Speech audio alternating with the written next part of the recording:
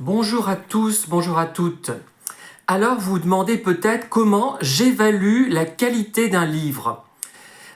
Alors déjà, il faut faire la distinction entre un roman de gare, puisqu'on parle des romans, j'ai surtout parlé des romans, et on va se cantonner aux romans pour aujourd'hui, entre les romans de gare et les romans d'auteur, les livres de gare et les livres d'auteur.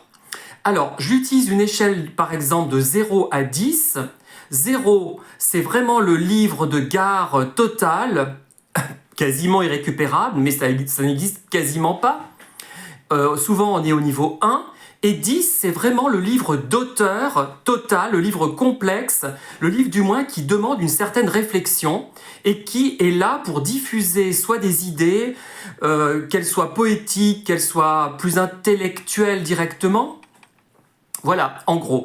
Et entre ce 0 et ce 10, il y a des degrés. Il y a des livres qui vont se situer à 8, d'autres à 3, d'autres à 5, etc. Donc déjà, malgré tout, il faut être capable de faire la différence entre un roman de gare total qui est là pour vous divertir uniquement.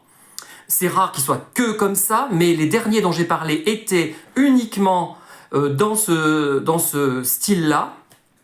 Et les romans d'auteur, comme les films d'auteur et les films du samedi soir. Vous voyez ce que je veux dire? Les bronzés font du ski, c'est un film du samedi soir, donc qui se situe bas sur cette échelle. Peut-être qu'il se situe à un niveau élevé sur une autre échelle dont je vais parler d'ailleurs, mais pas sur l'échelle film du samedi soir et film d'auteur.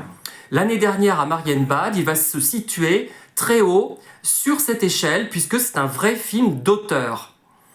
Alors pour les livres, c'est pareil. Donc vous avez compris ma première explication, la façon dont je procède. Deuxième chose, il y a une échelle de qualité. Alors qualité de 0 à 10, pareil. C'est-à-dire que si vous êtes vraiment un spécialiste d'un genre, quel qu'il soit, vous êtes capable, avec une relative objectivité, de noter le livre de 0 à 10, par exemple. Voilà.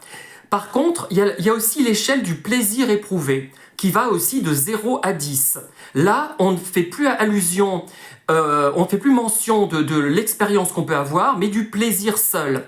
Et je trouve que beaucoup de gens sont uniquement dans la notion de plaisir. C'est-à-dire que ils vont éprouver du plaisir à lire un livre, ce qui est très bien d'ailleurs, mais si c'est mal écrit, si ça n'a aucune portée, ils s'en fichent, ils s'en foutent. Et c'est ça qui est grave. Voilà, merci.